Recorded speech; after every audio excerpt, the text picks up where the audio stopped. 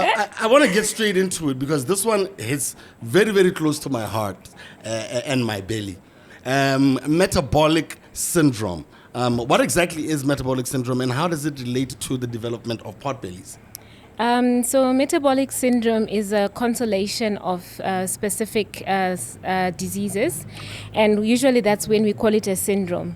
So this is a patient or person who present with 3 out of the following. So you have increased waist circumference, and usually in males we say anything above 104 centimeters, and in females anything above 88 centimeters. Okay. So you increased waist circumference, not just the BMI, because sometimes you can have a normal BMI, but with an increased waist circumference. Anyone with elevated blood pressure, so if your blood pressure readings are above 130 over 80 millimeters of mercury. We'll also have cholesterol or lipid disorders. So if you've got elevated triglycerides, which are fat in the blood, as well as your low HDL, which is your high density lipoprotein, which is your good fat. So if it's low in the blood, then that's not a good thing. And lastly, if you've got any evidence of glucose impairment or intolerance, what we call insulin resistance. So either these are people who already have a diagnosis of hypertension or diabetes or undiagnosed. So if you've got any 3 of the 5, then that's by definition metabolic syndrome.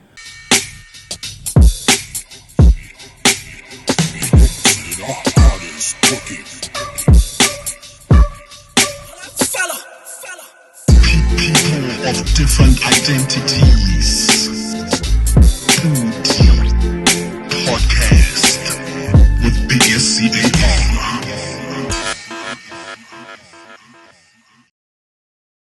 Yo, what's poppin', everybody? Welcome to another edition of the PODicast right here at Leo's Inn in Gaborone. I am your host, SCAR, and man, interesting times. Thank you for joining us, and welcome to the show. Now, as read on the Mirror newspaper today, at exactly 5:35 p.m., November 1st, 2024, Duma Boko took an oath of office of the president to become the 6th leader of Botswana. That is going to be the major component of our discussion today. And in the house, we're joined by none other than former editor of the Sunday Standard and the Telegraph newspapers, and now over at Tsoro Advisory, which is a strategic communication and advisory firm. Mr. Spencer Mogapi is in the house. Hello, Mr. Spencer. Thank you very much for having me. Thanks very much. First of all, Hela, I mean, your first reactions, a change of government in Botswana, I didn't expect it. I don't know about you. What are your first reactions about that? Yeah, many people did not expect it. I don't think even the outgoing president himself expected it. Yes, it was clear. Up to the last week, he was still preparing himself to carry on. But look, it has happened. Yeah, those who doubted it can now see it. It's a very, very big step in entrenching Botswana's democracy. No doubt. Look, I would tell you that the vote has been really emphatic. Much more than in favor of the opposition, which is the former opposition, let me say, the Umbrella for Democratic Change. Yes, but it was also a vote against President Masisi, in particular, but also against the BDP in general. So it's a mixed bag. Of course, the UDC will be very, very glad for what they have seen, but they must not read too much into it, because it's not just a vote for them. It's also a vote against Masisi and a vote against the BDP. So the people who voted here were protesting against Masisi and protesting against the BDP. I honestly didn't see none of it coming. I really don't even know if I had any expectation. Because for as long as I've lived for these 40 years of my life, I've known there's always been an opposition, and all the time BDP always wins. It always wins. And I really don't know what Botswana we're looking at now going forward, because, you know, what in Botswana's political landscape do you think created such major shifts in how people have been thinking about, you know, government in general? Look, but let us hear. The President Masisi and his party especially underestimated the public disaffection that was ingrained. A groundswell of anger. People were really, really unhappy with too many things. they were very, very angry at the uncertainty that was brewing up and fomenting, especially with their economic situation. People could not even know, are we going to get our salary end of the month? And that goes personal, and it creates fear among these people. The president did not read that. He underplayed it. He downplayed it. And that was at a cost to himself ultimately. He had believed that things were normal, but there was nothing normal, especially when it became very, very clear that the government investment account at Bank of Botswana was getting degraded. And then that is when people really, really became very jittery. And then on, there were situations where the public servants especially were not, their accounts were not credited on time, or even when they were credited, they could not, the money debited from them be passed on either to the commercial banks or to the trade unions. That, I think, was the turning point. I want to talk a little bit about this, because this looks like it suddenly happened in the last month going towards the elections, where people weren't getting their salaries on time, suppliers were not getting their payments as well. I experienced it personally because, we were performing somewhere, and then, we waited like 3 months before we could even get our money. That coupled with what was going on at the Bank of Botswana. Does this not reek of, I don't know, an inside job? Like someone was trying to discredit the government that was off the day, because everything fell apart at the end. Nobody was trying to discredit government anyhow. The government was well aware of their financial situation. What they were trying to do, they have different sources of income, so they were trying to juggle it. It started with arranging paydays for the civil service, the public service, where they were paid not 26, 27 as it used to, but some would be paid on the 1st, some on the 7th, some on the 14th, therearound.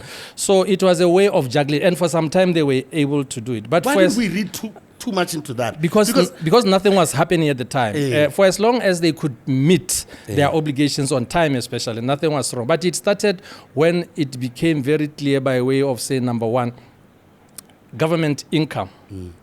The receipts were much, much lower than their obligations that they had to meet. So that is when everything started to fall apart. And then the government could not anyhow manage, because the diamond sales had basically collapsed.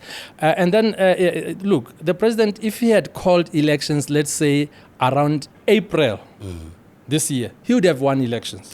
And there was nothing wrong. He could have done it ahead of time. But he didn't, and he has paid a very, very big price. I mean, but look, they've been in power also for a very long time, almost 60 years.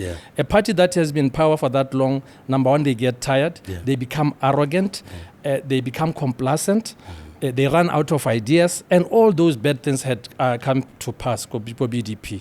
I think let's then focus. I think the cabinet that Ramasisi, the people that he chose to surround himself with.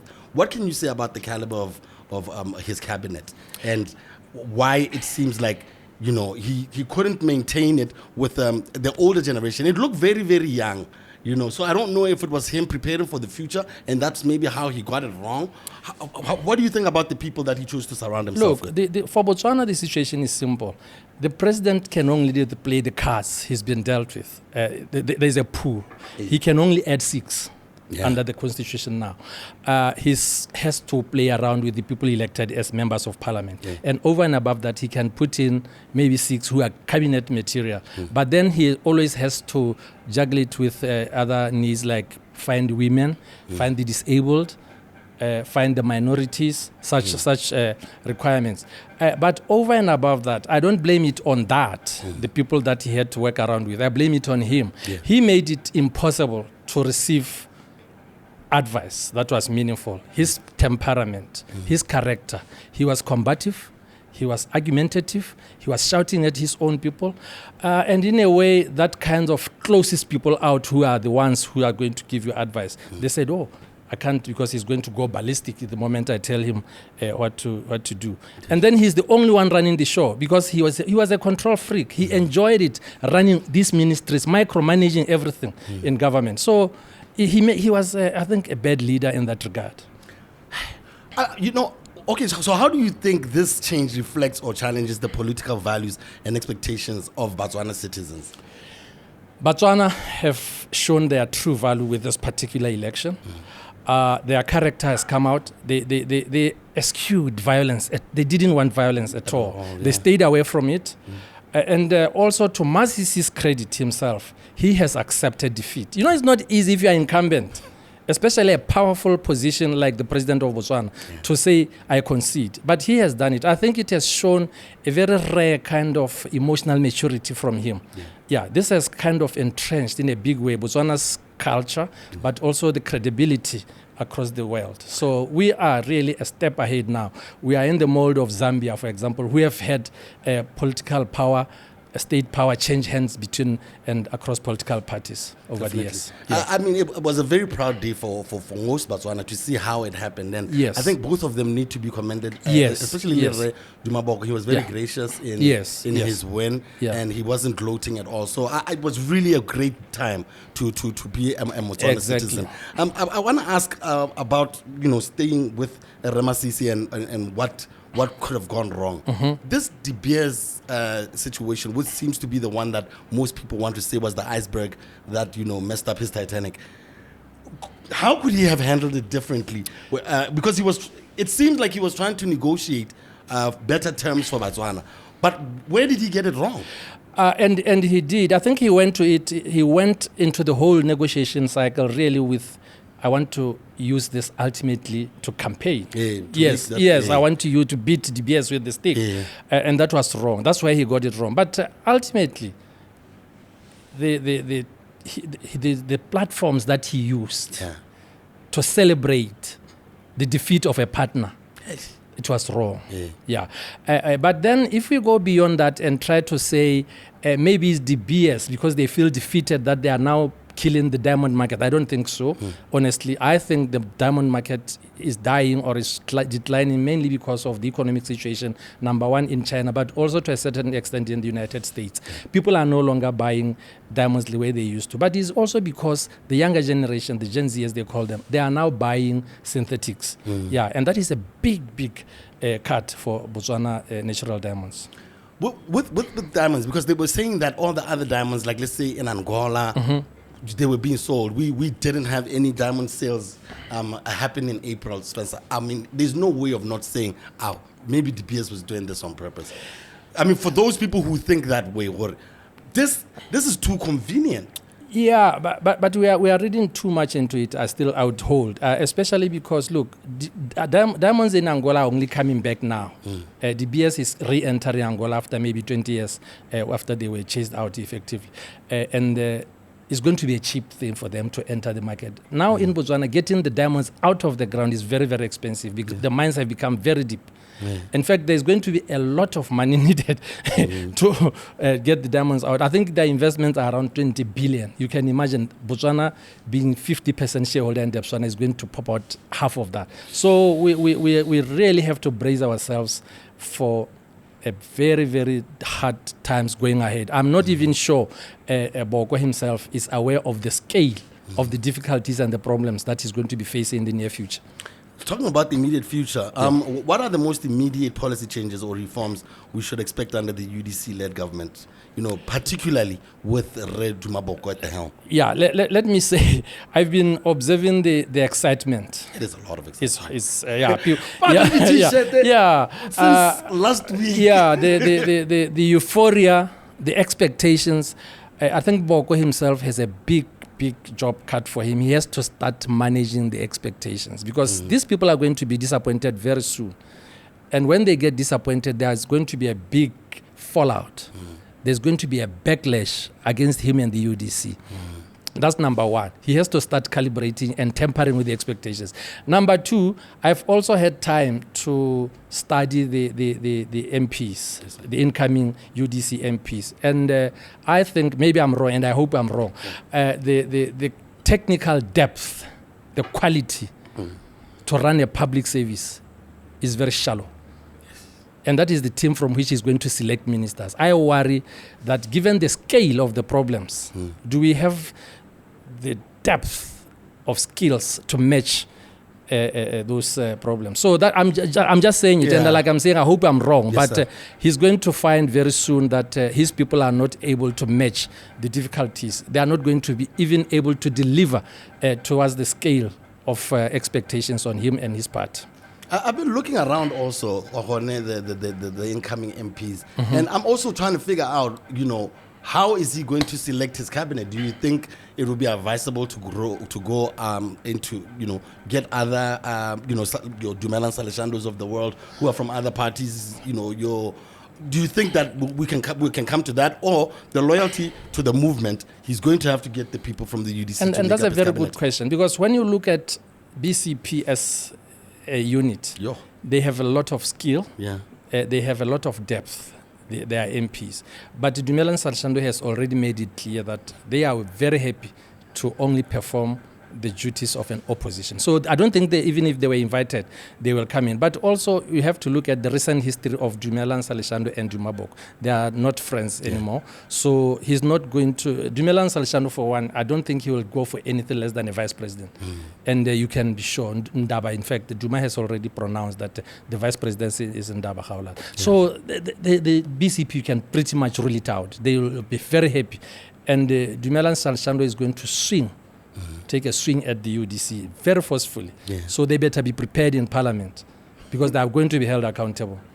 Drama coming ahead. No, there's a big drama coming ahead, because BCP is going to be very, very combative in telling UDC that they are bad managers of the economy, bad managers of the country. They cannot be trusted. They have not delivered on any one of their promises. But it's all to do with the economy. These guys don't know, and there is no evidence to even suggest that up to now they are aware that they are inheriting empty coffers. Totally empty. And you know what's really crazy about this government investment account debacle is that it moved so quickly to 2.8 billion. And I'm struggling to grapple with how the BDP was able to manage something. And this is the same account that we used to talk about as a buffer. Gleefully talk about it as the reserves of Botswana. But of course there was COVID. But also, look, once you have diamond sales, because all that money comes from diamond. Once you have diamond sales plunging, you are bound to have it. But then I think the president and his people were not honest enough from day one to just take Batswana into confidence. Because Batswana, even as Bank of Botswana itself releases these statements almost on a monthly basis, they don't read them. So they only first heard about it when the economist Keith Jeffrey said, we have a problem in our hands, and it's going to get worse with time. Because no one was saying it from government. Yes. It had to come through a podcast. Exactly. And I think it was deliberate, which also plays to the personality of the president, the overbearing of his nature, especially over the Minister of Finance, which was literally also micromanaging, as he was all other ministers, by the way. How do you think the new UDC leadership will address issues like unemployment, the health sector, corruption, which have really been like long-standing challenges in Botswana that people have been talking about, especially the health sector? Because look, there's going to be reforms that have to be made. My problem is to choose whether the reforms have to be radical overnight or they have to be incremental.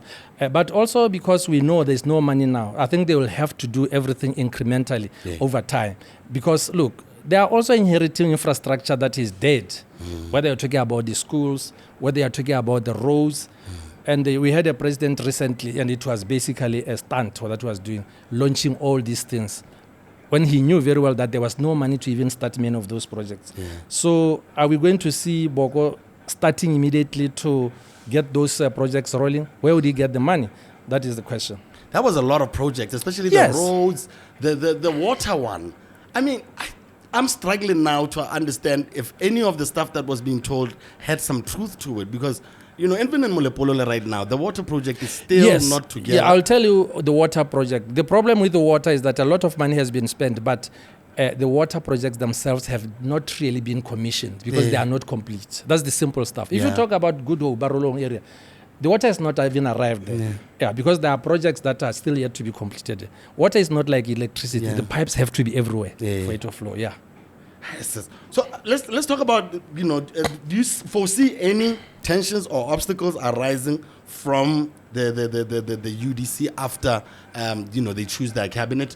Because I'm thinking this novelty is because people are happy that there's a change. But do you foresee any tensions if people don't get things that they expected, like roles that they expected? That one is inevitable. It will happen, which is why I'm suggesting upfront that President Boko or his deputy, somebody senior, has to be assigned to manage public expectations, to start tampering with them and telling them that this is the reality. These expectations are too high. They're going to be disappointed, and we have to learn to try somehow bring them down. If they don't do it, people expect at least November end 2.5 from Ipelecheng. Where will that or old age pension? Yeah. So yeah. So I know now level 4,000. Yeah, and you see, power is nice. Politics is good because it gives you an opportunity to implement your ideas, but those come with huge cost. Very soon, people are going to start pointing fingers at UDC and their president because they are saying, you guys are not delivering. Number one, he has to start fighting corruption. He has to be seen, while not getting bogged down like Masisi was with fighting Kama. At least he should allow DCEC to do its job in fighting corruption, and that includes going after some of the people that were in power with Masisi. That is natural. If he's seen somehow to be protecting and interfering with DCEC, especially after they were saying the Director General at DCEC should be given the autonomy, the power to go after everybody, and they themselves cannot do it, then I'm sorry to say there's going to be a big fallout. Let's talk a little bit about the Botswana Patriotic Front. They did really, really well also, including Lene Re Mipatoratile, who's growing into this role really well, as far as I'm concerned. How do you think they did? I mean, I didn't know how many they would get, but, I had put them at 7 from our calculations. So they I would say, given our calculations, they underperformed. But still, it's something to really give them credit for them to get Natagweta, especially. That's a big deal because Paulson Majahai was a very, very strong politician. That you had Lawrence Ogedis knocking him out. That's a very, very big thing for them. Yes. And congratulations to Lawrence. You should come to the show. And not only that, there's another guy, Fidelis. Kana Fidelis has lost to BPF. I guess Fidelis lost. Also. And this was a very experienced politician. He had been there like one of the longest serving MPs because he got this position from Balizi Khawalati immediately. He died many years back. So, but he's gone. This is a material that you could easily say maybe one day he could become a vice president or a president, but he's gone. There was a point where I was in the queue. So I think, was it easy to understand what Botswana were thinking? Because I really honestly, that I silence, really didn't see it. That silence was across the nation. I voted Kotonot, my home village, and in the queue, and I've voted in many this cycle of elections. People were silent. You could see these were people who were resolute. Individually, nobody was even chatting to anybody. No, people were quietly queuing there. You could see that they were going for the kill. It was palpable. I mean, you have to give it. But there was no violence. There was nothing to complain about. The queues were slow but moving. Let's talk a little bit about the patron of the Botswana Patriotic Front. He's supposed to get into his role as Khosikgolo or Yabangwato. Do you think he's the one who actually pushed the needle a little bit by him returning back into the country? He changed the dynamics, especially for his BPF. He showed people, especially in that central district, as it was called before, that he had been hounded of the country, and he held Masisi accountable for it. So the people had at least been shown this demo when they went to elections, that punish Masisi. Whatever you do, don't elect BDP.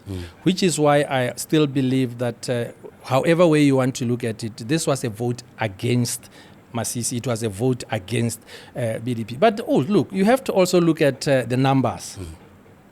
Are you aware that when you look at the numbers, Botswana Congress Party, they have 15 constituencies.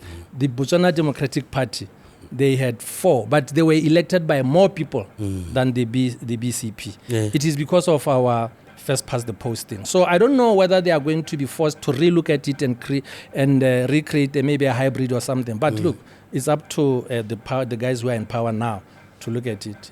But there's always been talk about the constitution in Botswana, and I've always wondered whenever, with opposition, if opposition ever took Marapo, would we ever see an overhaul of some of the laws of the land? And if that would be like an immediate thought for the incoming UDC? You know that question is really saddened me, because that was supposed to be the legacy, Yakamassis, and he squandered it. Yeah. By that thing that he brought, which was voted against in the end. He really should have gone all the way to come up with a credible constitutional review, which he had promised, which everybody had agreed that it was needed. I hope that UDC will take it upon themselves to do a proper constitutional review and put in people there who know what is going to happen with the constitution. Not everybody being taken just to appease the members, the friends and the like. You know, one of the biggest problems with Masisi was to appoint friends, not only to the constitutional review, but to the parastatally. Through the public service, to the ambassador. and then ultimately that was his undoing, because he lacked credible people in every sector, every sphere. He had elected and appointed friends. That was very sad. And that's really another thing that I find interesting about like our constitution. Does the president have too much power? Yes, he does. But that is not only the shortfall of the constitution. Some people, look, we are an African country. We still have tribes, isn't it? And some tribes feel that they have not been catered for. But we are also at a moment where some countries are talking about fourth generation rights. We need to be going there. Some constitutions are way ahead of us now. If you talk about Namibia, if you talk about South Africa, I think we should really be doing something to develop and broaden our constitution so that it becomes generous to every citizen and everybody can really relate it. If you go to Northeast, there are people today who don't really regard themselves as part of the people who should be controlled by this constitution, because it doesn't recognize many of them. That is the sad part. If you go to Northwest, there's people who feel the same. If you go to Khanzi, that whole belt of Kalahadi, people who do not want to relate.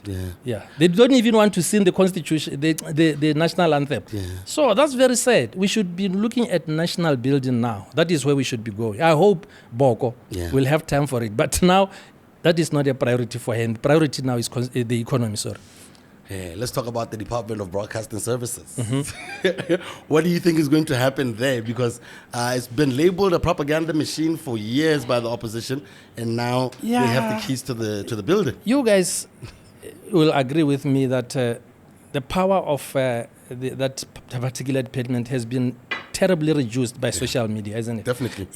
So people no longer get information from watching BTV. People no longer get information from reading daily news. People no longer get their news from Radio Botswana.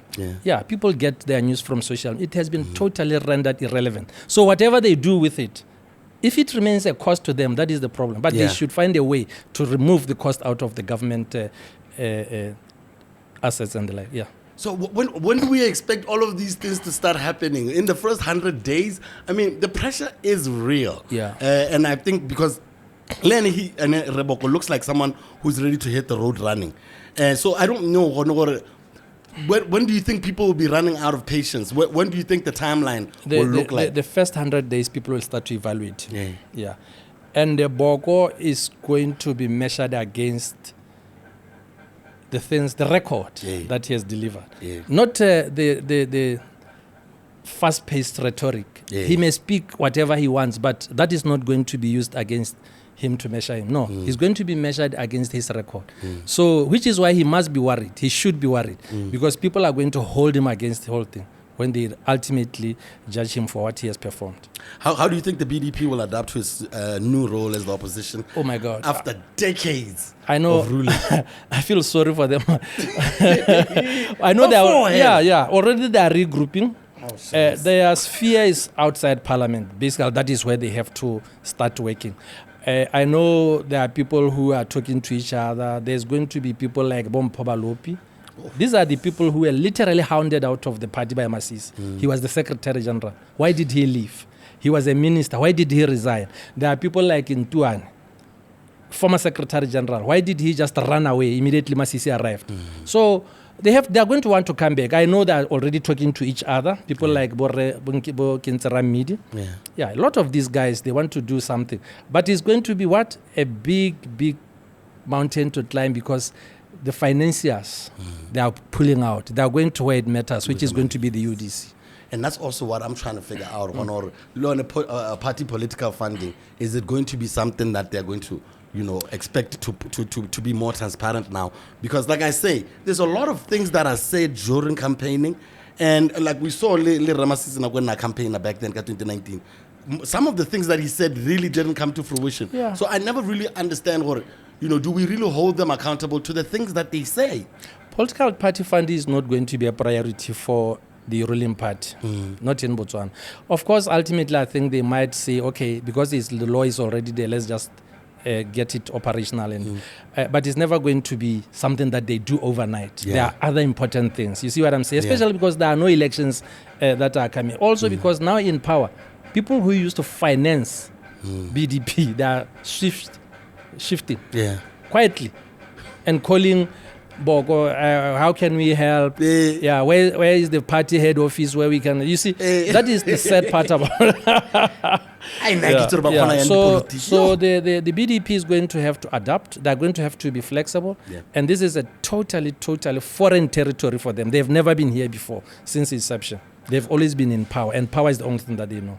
What do you think the BDP can learn from its time in government to become an effective opposition party that holds your UDC accountable? They have to be humble. That's the first thing. They have to be humble. They have to accept it that they called it upon themselves. They allowed a president to become a king, a monarch, an absolute one for that matter, and that was wrong. Nobody. And I see now, I was reading something written by Ntuani yesterday. Why did he not write this thing all this year? Because he knew that the moment he wrote something like that, Masisi would want to cut his head. So now Masisi is gone and everybody is coming out of the holes. It's very sad. But I dropped him a text yesterday, and hopefully he'll come through to the show. Because most likely he's one of those people that I really would like to hear his perspective, because you'd think they grew up together in politics to some extent, and then when you see that generation now, the other one becomes the president and then the other one just books out like that. No, I will tell you, when you look at their political lives, Ntuani was much more senior. Much more senior to Masisi. Ntuani left university and came to work as executive secretary immediately and stayed there for 10 years. So he is somebody who knows the BDP, and then he became secretary general much later, after going on to form the Botswana BMD, where he was, I think, the deputy lead. So he was much more senior. In fact, I wouldn't be surprised if he was involved in the creation or maybe recruitment of Masisi into the structures. I don't know. But, goodness, politics is always so interesting. I want to also talk a little bit about... And then to add on that, don't forget, when he was Secretary General, Masisi was the chairman. And that is where the fight started. I think it was for control. Kama was the president, yes. So when we look at like Borre Mateka, he put up a statement on Facebook as well, sounding like he's happy about the turn of events. Why do you think it was so important to parade him in bangles? Mateka's only crime, if I may call it that way, was to show ambition to become the chairman of the BDP. I think we spoke about that the last time as well. That was his... And nobody forgave him for that, especially, and then we have the DIS literally parading him in shackles. And then we are not even aware now where that kid who was killed in Lobatse, where is the case? That's the sad part about the whole thing, you see. What will you be checking for? What are the key indicators for Botswana citizens to judge the success or the failure of a UDC-led government? Very easy. We will see how the economy is doing. And because it's personal, you're going to gauge it by your pocket. This one is personal. If you cannot buy food at your home, if you cannot put in petrol, if you are struggling to pay rent, if you cannot feed your kids, all those things are personal, isn't it? We will know, and not in a very long future. Maybe starting end of December, people will know. You will see people getting disillusioned if they are unhappy. But look, he may succeed. It's still an open slate. Yes, sir. Blank one. He may succeed, and I know that they are trying to talk to DBS. Honestly, in my head, I don't know what DBS can do when the diamonds are not being bought. Yeah. Market us more. How? DBS, come on. No. guys. They are putting in a process. I was reading somewhere that in India, they've hired a public relations firm to just jumpstart and prop up the sales and the like. DBS is doing everything. Their strength has always been in the marketing. They're spending a lot of money in marketing, and Botswana does not have expertise there. That is why people were shocked at the behavior of Masisi. Does he know that just to get the diamonds into the market requires a lot of skill? It requires presence. And people do not just buy diamonds from you. They buy diamonds from you because they know you. Yeah. And people who buy these diamonds know DBS. But diversifying this economy, why is it so impossible for us to find other ways of making money for the country? It's got to do with the size of the population. It's got to do with the geography of this place. But look, there's no alternative. I think the best thing to do is to go into manufacturing. Yeah, that's the only way. And we are too late into it already. I think Masisi really tried his bit, but he failed because he was number one. He wanted to be the only one doing everything at a go. And also he was chewing too many things at a go. Yeah, so the relationship with South Africa ultimately soured. You see, he has closed the border of imports, especially vegetables. And and that rubbed South Africa the wrong way. So I think Boko is also going to have to reset relations with South Africa, while also insisting that some of the bans should continue, or at least maybe reduce the percentages.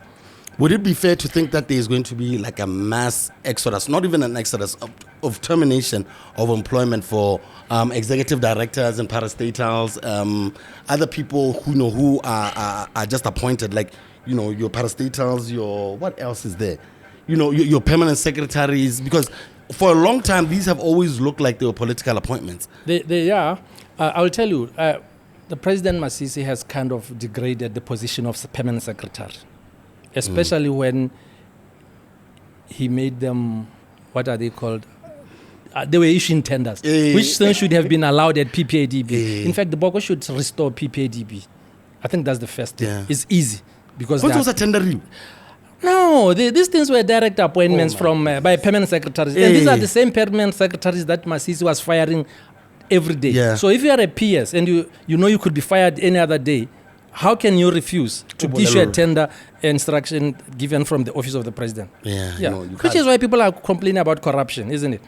But then with all of this talk about nepotism and all of these direct appointments, are we going to see any type of prosecution? I think that's another thing. Is the UDC supporters expecting the UDC-led government to prosecute some of these people? Because a lot of money was flying around, and I think that's why Batswana felt left out.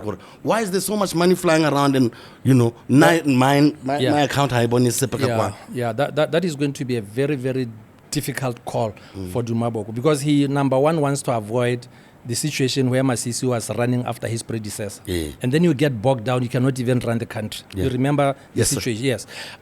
He also is going to want a due process. His people are already writing on social media that this at Cedar, this at Botswana Oil, this.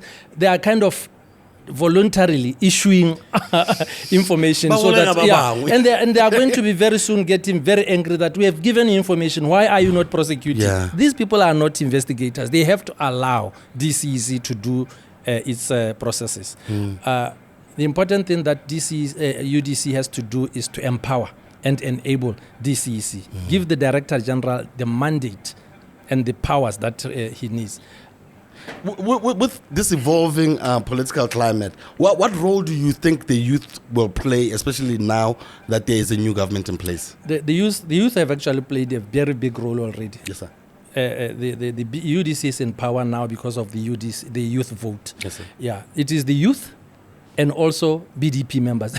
Let me tell you about BDP members. The same people who are shouting, Choleza, dancing around the president all that time. The following day, they were voting UDC. Yes, sir. Yeah, because they were very, very unhappy. These are the people who are in our families. They also were desperate to get their economic situation improved. It's not like they are rich people. No, very few people are rich. Yes, sir. Yeah, this is how our economy is wired. It rewards very few people. Yes, sir. Yeah. So with Masisi now, where do you think he is right now? And what do you think the plans in his political life look like? When he introspects, if you were him and you were introspecting, what would your thought process be right now? Because I think it's only going to hit him this week. Yeah, the man. I think he has a very strong character, isn't it? Yeah. I watched him today. Yeah. Handing Boko everything, Yeah. and then I said, "Oh my God, I admire the man." No, and it's at least for very his admirable. strength. Yeah. Yeah, for his strength, because what he's going through, he must hold himself personally accountable for everything, personally, because he has failed. That's the Yeah. long and short of it. Yeah, Yeah. he has failed. But Steve, have you born eh? No, I mean, was it half a billion or whatever amount he got away with? People are going to, because these are the things that you guys can do. Yeah. Yeah. Yes, Go to sir. BTV and ask those guys, why did you guys hire Steve Harvey? For one episode. Yeah, for one episode. And then, in fact, he didn't even do it He didn't even do it, as yeah. he had promised. Yeah. Yeah, so it's very sad because the Batswana who could do it. But Spencer, you need to help me with this thought process. Tota, when he does some of these things, what was the motivation behind it, and why was it always like on some? It only helped a few. It was never like something that's going to go and It's, spread across the whole look, country. How did Steve Harvey even land on our How shores? did he get here? Yeah, that's the question we must ask ourselves. Who does he know and how does it link? We had a very impressionable president. He wanted to excite. He was always flying to America almost every other month. He would have met all these Afro-Americans, all these black guys, Black Nigeria excellence. staying there. They would have linked him to Steve Harvey and the like. Because otherwise, why Steve Harvey? Why Steve Harvey? Yeah, of all the people. Because it makes no sense. And Yeah. you look on these projects that then advertise you the cameraman, Yeah. but nothing really ever comes Yes, out of it. yes, And yes. you know, I was starting to think like we were in some quicksand. Like our country wasn't even moving forward at all. And it was just sad to watch us deteriorate that like is that. why Boko has to tread very carefully because it's a landmine. Yeah, people know what they want. Can Boko deliver it? Does he even know what people want? Because the young people, they want jobs. It's finished. They were well trained. They are world class. But these jobs are never coming. Every time you see Steve Harvey, they ask yourself, what is this guy here for? Because there are so many people here who can easily do this.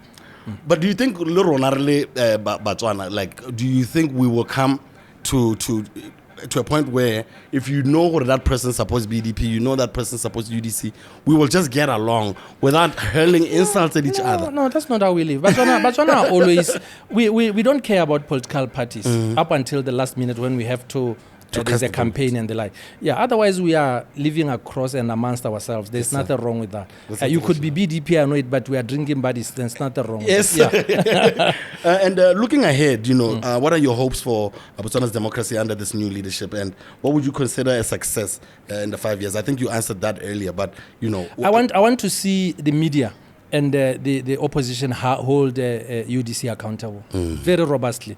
I hope Boko is not going to just put in his friends.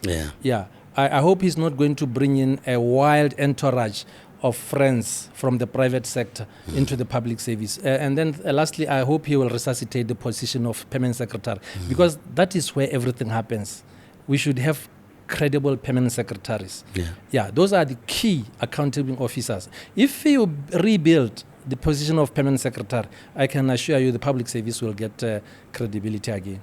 Yeah, because this whole permanent and pensionable thing, isn't that sometimes what stops our civil service from moving forward? There's nothing wrong with that. Yeah. But the important thing is that the people, and they've done it well, the people at the senior level, they are made contracts. Maybe 3 years. There's nothing wrong with that. It's good. Yeah. Awesome stuff. I think that's pretty much a lot of the questions. I wanted to ask you something personal, Spencer. Are you going to government?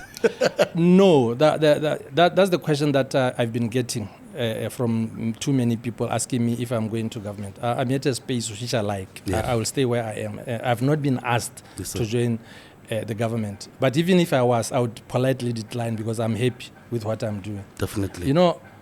The question earlier you talked about, did we even expect this thing? A week before going to elections, I had a chat with this guy, BDP, Banks. Then I asked him, Banks, I'm a SOHO advisor and we are struggling here to see BDP reach even, I said 15 thereabout, because we are among 9. That is the constituencies that we could get for them. And the guy went ballistic, said, "No, you are crazy. We are at 36." Now they have 4. So That's that's the delusional. guy I want to meet and say, Thanks, and say, I mean, let's come and compare where it all went wrong. Yeah. Because we were at 9 and we are going on between 9 and 11 for the BDP. Now they are 4. But he was saying 36. He couldn't have been that wild. But that is because they had become complacent and arrogant. That they knew that they were, like always, going to reach the threshold and cross the line as they had always done. Before I shut it down, I wanted to cite, your reaction to some of these different wins. Re Edwin Dikoloti. Vindicated. Yeah, you really have to give it to him. That is another way of Batswana also rejecting the excesses. Saka President Masisi. He was forcing Peggy Seramo onto them. What was that about? Dikoloti had won the first round. Yeah. And he was very happy when they called the second round saying, no, come into it again. Obviously, he felt hard done. But for them to also turn around and say, no, you are not even going into it. We are taking it away from you, Dikoloti. We give it to Peggy. I think that was harsh. Yeah. And then Batswana could not like it. That was Batswana using the values that they have of justice, of fairness. They could not stand it. They couldn't stand it at all. It just looked like bullying. Yeah.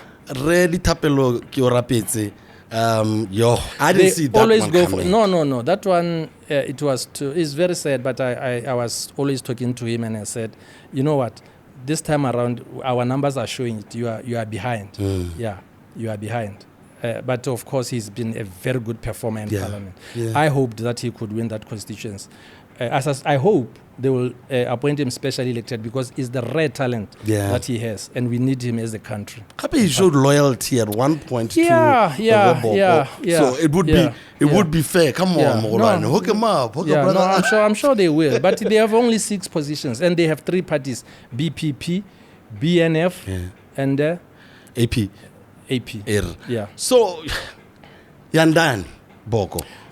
No, Yandani is gone. Yeah, but it's not only Yandani. There are many people who left Botswana National Front. Only this woman, petrol bomb.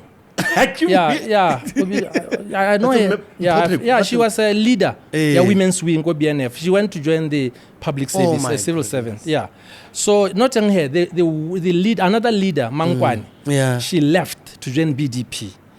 And then we have Owe Molawa, who was Boko's right-hand man. He left to join BDP. But Boko, I know him. He will gladly welcome all of them back. Yeah, because he's not a vindictive guy. I think for the first time, we have a leader who is not vindictive. In a long time, Kama was very vindictive. Masisi was very vindictive. Boko is not.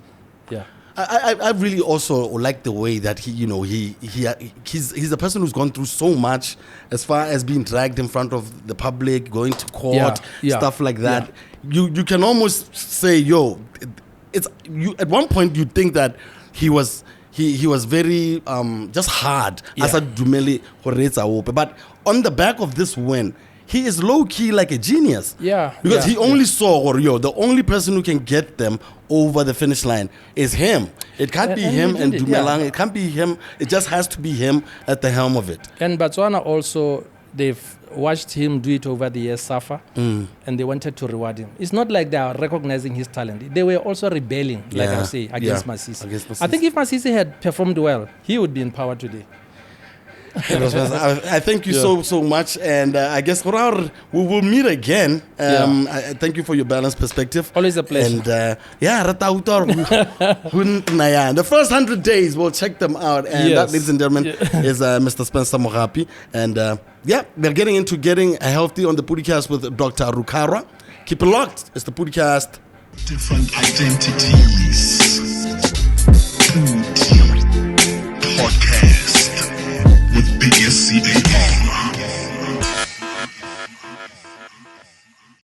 Welcome back, guys. Still on the Podicast here with your boy SCAR.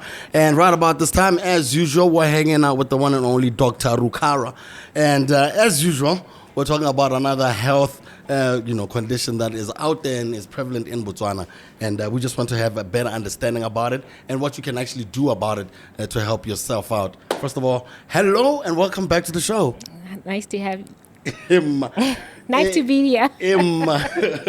I want to get straight into it because this one hits very, very close to my heart and my belly.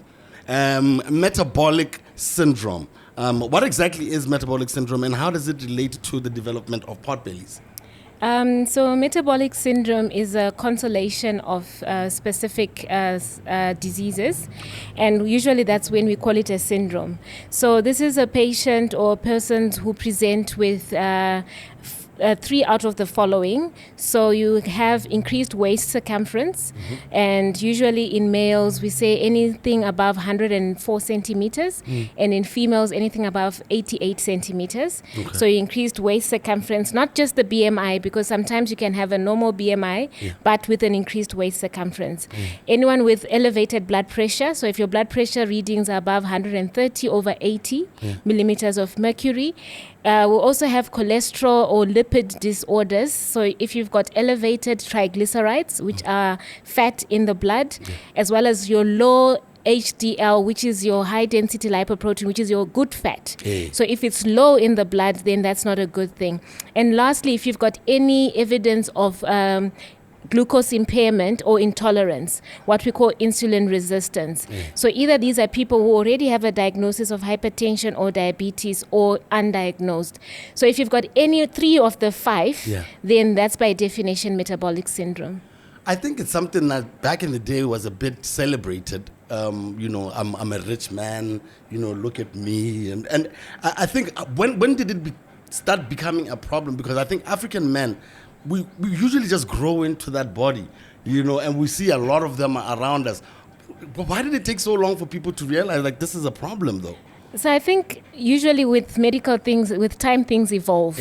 And when they evolve, it because more research has gone into trying to find out what is the pathophysiology or how does a disease develop. And because of the disease, what are the risk factors? So I think the most burning thing is that when we look at developed and underdeveloped nation, there's an increased worldwide incidence of obesity. So people are much heavier than they used to be many years ago. And this is because of many things like lifestyle, sedentary lifestyle. We're no longer walking. We're now using motorized transport, eating processed and high fatty foods. So because of that, there's an increase in obesity, and we're seeing an increased risk of cardiovascular disease. So your heart attacks and strokes, as well as other conditions associated with it. So I think because of these things, it's now research went into discovering how actually increased waist circumference, insulin resistance that can result from it actually leads to these other diseases and complications resulting. Awesome. And I didn't mean to say awesome. I want to stick to the risk factors for your metabolic syndrome. Are there any specific lifestyle habits that can increase the likelihood of someone developing it? So definitely obesity is one of the biggest risk factors. And we're not only looking at the BMI like I mentioned. So you're looking more of your waist circumference. And the reason why this is compared to just your body weight is because when you look at fat distribution in your body, either it can be subcutaneous, that's under your skin, or it can be more what we call visceral fat. So your visceral fat is fat that surrounds your organs, your heart, your kidneys, as well as your omentum, which then leads to a pot belly, like you said. So if you've got an increased visceral fat, that is where we find the pathogenesis of the disease more than the subcutaneous fat. And we find that so anything that where you're having a sedentary lifestyle, where you're going to increase your weight, other risk factors include what we eat. So if we've got a higher energy intake than what we consume, then you're going to gain the weight. And then there's also other traditional things in terms of diet, high fat, a high salt diet that can contribute to hypertension. And unfortunately, some of it is genetic. So regardless of what you may try to do, if there's a genetic predisposition, then you may actually end up having metabolic syndrome because of that. Are there any common misconceptions about pot bellies and abdominal fat that you think people should be aware of, though? So I think the commonest is that if you are skinny everywhere else, but you've got a pot belly, you are healthy. So I know that's a guy. I know a guy. So it's the visceral fat. So that's the dangerous fat. The one that's close to the organs. Yes, so that's what releases chemicals that are going to cause problems with insulin resistance, that are going to cause problems with elevated blood pressure, that are going to cause inflammation of your blood vessels, resulting in increased risk of strokes and heart attacks. So skinny people doesn't necessarily mean you're not at risk. And another thing is that even patients without high waist circumference, remember I said it's a combination of any three. So you can have high blood pressure, high triglycerides, and diabetes, but not a pot belly, but still you fit under metabolic syndrome, and your risk profile can be similar as well. I think talking about those, how does metabolic syndrome impact our overall health and increase the risk of conditions such as diabetes, heart disease, and stroke? So because of the hypertension, high cholesterol, and triglycerides, as well as hypertension and diabetes are traditional risk factors for cardiovascular disease. So you find that people with metabolic syndrome are 2 times more likely, increased risk factor of developing strokes and heart attacks. But also surrounded and associated with metabolic disease, you've got what's called fatty liver disease. We used to call it non-alcoholic fatty liver disease, which can lead to liver failure. So you find in the developed nations, that's now the leading cause of transplant, of liver transplant, because people are so obese, they've got a lot of metabolic syndrome, it's leading to liver failure and needing transplant. Also associated with metabolic syndrome are some forms of cancer. So you find that liver cancer can be increased if you've got metabolic syndrome. In females, also breast cancer, there's been an association with it. We also have what's called obstructive sleep apnea. So people who snore, your friends who snore, as a result of metabolic syndrome, your risk of that is also higher. And that comes also with its own complications to the heart, to your high blood pressure, which is poorly controlled. So there's a whole constellation of other conditions that increases because of metabolic syndrome, including hyperuricemia and gout. So it's something that leads to a lot of complications if not managed and identified early. Talking about management, is it possible to fully reverse metabolic syndrome, or is it more about long-term management? You have to change your complete lifestyle, or what can I do? Because I'm starting to feel like I may be on the list there, circumference-wise. Yeah, so I think you've answered the question. The first and foremost is lifestyle. Yeah. And unfortunately, when you say lifestyle, it's not going to be a temporary measure. So for example, if you've got a genetic predisposition, let's say you're assuming you're eating not that much, your diet is quite okay, but you're still gaining weight, especially your central weight, then you need to put in place lifestyle modification, dietary modifications. So what we normally say is the Mediterranean or a DASH diet that has been, research has proved that they are an advantage. Low salt intake, reducing alcohol intake, anything else that's going to predispose you to complications, stopping and cessation of smoking. So all these are lifestyle things that a patient can do before we then actually need to treat. Because for example, if you're now diabetic, we need to then give you medication for that. If you've got significant insulin resistance resulting in that, if you've now developed hypertension that needs treatment, then medication comes into play. So you are able to reverse metabolic syndrome, but it needs a lot of commitment in terms of changing the way you do things on a day-to-day basis. Awesome. And is there any new research that we can talk about that's emerging in the area of metabolic syndrome and abdominal fat? Are there any new treatments that we should be aware of? So unfortunately, there's no magic drug that's going to cure you of everything. Yeah. I know right now the big buzz medically has been the what we call GLP-1 inhibitors, agonists, like your Ozempic, I was about to ask you about which Ozempic. is being used to treat patients with diabetic. And the advantage with that, it also deals with patients with obesity as well, because of the weight loss that's associated with it. Exercise is important. We need to also be engaged, not in aerobic, but also resistance training, so you build up muscle as well. And that's going to increase increase your caloric burnout, because the way we gain weight is basically simple. You're eating more than your body needs. So you need to have a deficit of energy. So the amount of food you eat and the amount of energy you burn, there has to be that negative balance before you can actually start losing weight. So it's important to watch what we eat. And in terms of drugs, there's always medications that are there, but most of them are just based on dealing with the complications. So there's nothing there that's going to really treat metabolic syndrome per se, but you look at an individual and say, okay, what are the issues here? High blood pressure, do we need to manage it? You put the patient on treatment. Diabetes, has it developed? We put dietary and medication if needed. High cholesterol, what medications is needing, depending on the risk factors associated. And in some patients, we may even need to put primary prevention with aspirin, which is a drug that thins the blood so that we reduce the risk of strokes or heart attacks. But not every patient needs that on board. We risk stratify our patients, and then we decide on a plan. Yeah. And I think in closing, because there's always myths around these things, are there any myths about sport reducing fat, like especially around the abdomen? Because I saw Busta Rhymes on TV the other day, and he looks like, and people say that he's on Ozempic, and then there's Fat Joe, and he says he has diabetes, and that's why he takes Ozempic, and that's why it's able to help. Is it okay for someone to take it for this reason, to just reduce the fat? Or is there any, consequences for using it for something that is not primarily what it's being used for?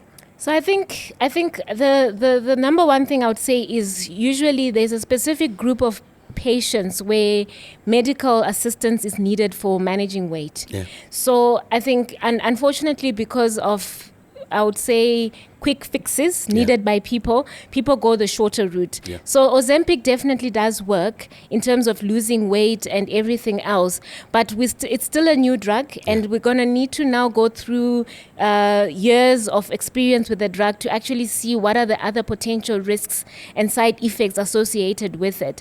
And remember, we said it's a visceral fat, and some of this fat is not visible to the naked eye. So someone might look slim or healthy, but actually when you now do an MRI or certain measurements that we use to measure visceral, it might actually be a higher percentage than someone who even looks bigger. Yeah. So you shouldn't actually look at your body size and start thinking that you are safe. There's always need to maintain a healthy lifestyle. And we always say patients with very high BMI, so these are morbidly obese patients where the BMIs are above 40 or above 35, and they've got other risk factors like hypertension on board. There is that role for medical assistance, whether it's drugs or even surgery, where we do bariatric surgery, gastric bypass to help them lose weight. But every single medical intervention has complications and side effects. Okay. It's not a clean slate. And liposuction? So, liposuction, you're just removing subcutaneous, a bit of the visceral fat, but you're not dealing with the primary underlying thing. So remember that visceral fat is everywhere, around your liver, your lung, so your heart, around the kidneys, it's in the omentum, around the intestines. So liposuction is dealing with the superficial fat most of the time. So you actually need to work on that visceral fat. You still need to exercise, you still need to eat healthy, because your risk profile will still be the same. Awesome stuff, Dr. Rukara. Where else can we catch you at? Are you on the socials? And also, if someone wants to come for some consultation, where can they come through to? Before you close, I'll tell you that you gain weight maybe because you are happy or you are at peace, not because you take too much. But so I think that the thing I always tell my patients is you don't gain weight from breathing oxygen. Right? There has to be some form of energy that your body is storing. Yeah. So the thing about being happy is that obviously you're not, because stressful situations can make people lose appetite. Yeah. Your adrenaline and stress hormones are heightened, so that may increase your metabolic rate. Yeah. So you find if you're happy, you're more likely to have good appetite, you're more likely to eat more, you're more likely to be not so stressed and gain weight. So you have to be taking something in. Yeah. You're not just going to gain weight from breathing air. And where can we catch you at? So we are based at Rumor Med Clinic in MRI Block 7. You can also check us out on our Facebook page as well as LinkedIn. Awesome stuff. And with that, thank you so much, Dr. Rukara. And that is our show, ladies and gentlemen. We'll catch you again next week, Wednesday, right here on the PODI-CAST. I'm SCR. We out. Peace. Yeah.